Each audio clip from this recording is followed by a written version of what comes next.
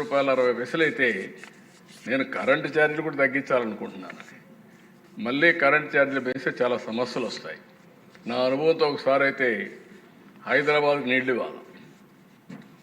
నీళ్ళు ఇవ్వాలంటే చాలామంది చాలా ప్రయోగాలు చేశారు. ఎక్కడి నుంచి తేవాలా, ఎట్లా తేవాలి ఇవన్నీ ఆలోచిస్తూ నీళ్లు లేకపోతే ఇండస్ట్రీ రాదు. దెన్ వరల్డ్ బ్యాంక్ని అడిగాను డబ్బులు ఇమ్మని. వాళ్ళు అన్నారు, మీరు 20 లీటర్లకు 20 రూపాయలు కన్జ్యూమర్ దగ్గర వసూలు చేయడుకుంటే మీకు డబ్బులు ఇస్తామని. ఆ అగ్రిమెంట్ని సంతకం పెడితే ఇంకా నాకు ఓట్లు వేయడం మానేస్తారు. వీలు కాదని చెప్పాను. వీలు కాదంటే నేను ఆలోచించి నేను ఒక ప్రాజెక్ట్ తయారు చేసి నాగార్జున సాగర్ నుంచి హైదరాబాద్ తీసుకురావడానికి ఎస్టిమేట్స్ తయారు చేసి 9 నెలల్లో పైప్ లైన్లు పూర్తి చేసి రోడ్డు పక్కనే ల్యాండ్ ఎక్విజిషన్ కూడా చేయకుండా హైదరాబాద్ తీసుకొచ్చాను.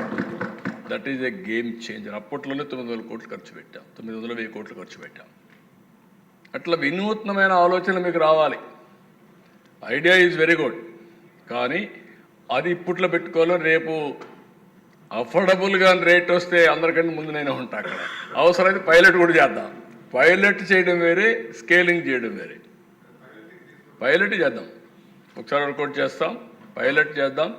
ఆల్ పైలట్స్ ఫ్యూచరిస్టిక్ టెక్నాలజీస్ ఏమొచ్చినా దాన్ని ఆంధ్రప్రదేశ్లో ప్రయోగం చేయడానికి సిద్ధంగా ఉన్నాయి. ఈవెన్ న్యూక్లియర్ ఎనర్జీ కూడా సిద్ధంగా ఉన్నా. ఇప్పుడు స్మాలర్ న్యూక్లియర్ ప్లాంట్స్ వస్తున్నాయి. అది కూడా రాబోయే రోజుల్లో కాస్ట్ ఎఫెక్టివ్గా ఉంటుంది. దీని మీద కొంతమంది కొన్ని అనుమానాలు ఉన్నాయి. మీకు శ్రీకాకుళంలో ఎప్పుడో అనుకున్నాం, ఆ కోవాడ దగ్గర అది ఇంకా కాలేదు. మన ఎమ్మెల్యే ఈశ్వరరావు గారి కాన్స్టిట్యున్సీ అక్కడ ఉంది, ఆ ప్రాబ్లం ఉంది. అక్కడ ఇప్పుడు కూడా ముందు ప్రపోజల్స్ ఉన్నాయి. అక్కడ వీలైతే 1 or 2 ప్లేసెస్లో స్మాలర్ యూనిట్స్ని బిగ్ సైజ్ కాకుండా పెట్టగలిగితే చాలా బాగుంటుందని చెప్పి ఆలోచన ఉంది. మొన్న కూడా ప్రధానమంత్రి గారు మాట్లాడినప్పుడు ఒకసారి నాతో రెఫర్ చేశారు. ప్రధానమంత్రి గారు కూడా రెఫర్ చేశారు. ఇప్పుడు ఒక ఎన్టీపీసీతో ఒక జాయింట్ వెంచర్ కూడా పెట్టుకొని అవసరమైతే మనం అక్కడ చేసే అవకాశాలు ఉన్నాయి. Will work it out. Idea ఉంది, నాకు అన్ని ఐడియా ఉంది. డబ్బులు పే చేశాం, రీహాబిలిటేషన్ పే చేశాం. నేను ఇప్పుడు కాదు, ఒక 15-20 ఏళ్ళ నుంచి దాంతో అసోసియేట్ అయ్యాను. ఇది ఇప్పుడు ప్రాజెక్ట్ కాదు. ఒకప్పుడు రష్యా అన్నారు, ఇంకొకటి అన్నారు, ఏది కాలేదు. ఇప్పుడు అవకాశం ఉంది. Will work it out. Okay, అందరికి అర్థమైంది అనుకుంటున్నాను. ముందు మీకు అర్థమైతే ప్రజలకు అర్థమవుతుంది. ఓకే,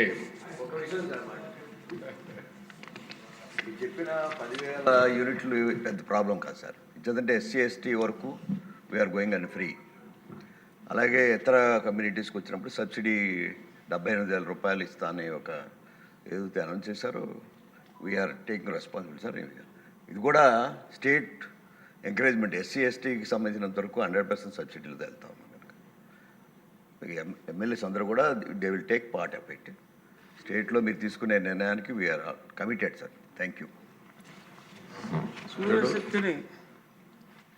సూర్యశక్తిని పూర్తిగా ఒడిసిపట్టి అన్ని రకాల ఇంధన అవసరాలు తీర్చే విధంగా ముందుకెళ్లే విధంగా గౌరవనీయ ముఖ్యమంత్రి గారు చక్కటి ఆలోచనతో మంచి ప్రజెంటేషన్ ఇచ్చారు.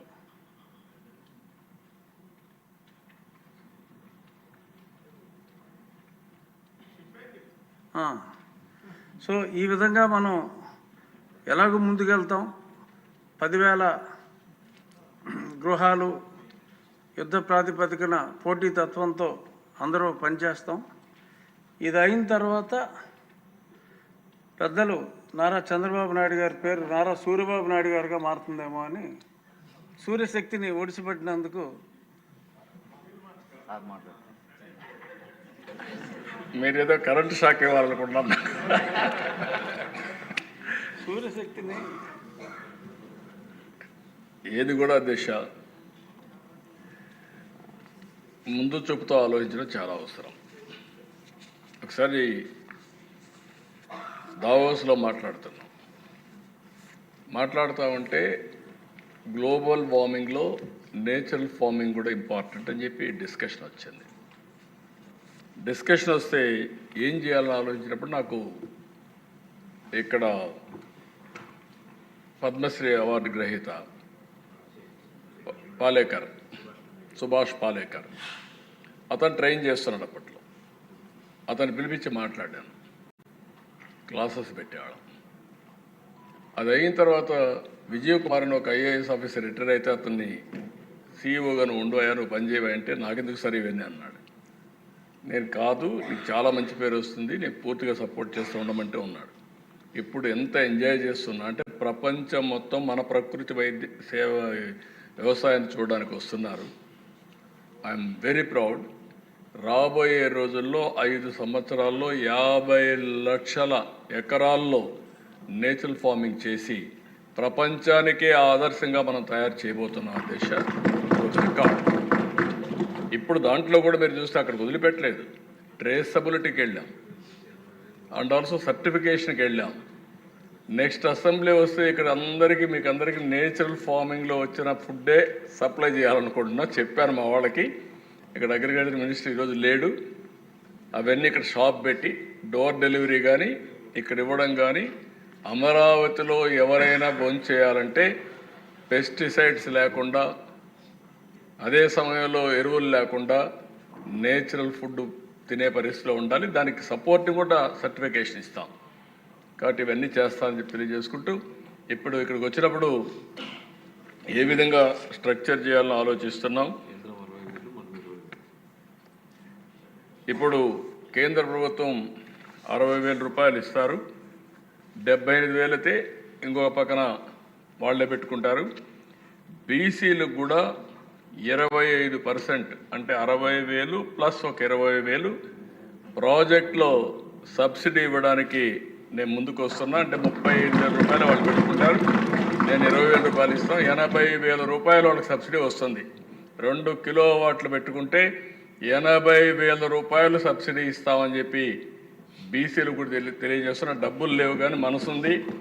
బీసీసీ ఎప్పుడు కూడా తెలుగుదేశం పార్టీని ఎన్డీఏని గౌరవించారు, బ్యాక్ బోన్గా పనిచేశారు. అందుకే నేను చేయకపోతే మిస్ అయిపోతాననే ఉద్దేశంతోనే 20,000 రూపాయలు అదనంగా సబ్సిడీ ఇస్తామని చెప్పి కూడా నేను మీకు తెలియజేస్తున్నాను. బీసీ మంత్రి గారు నమస్కారం. మీరు లేచి థ్యాంక్స్ చెప్పండి బీసీ మంత్రి గారు.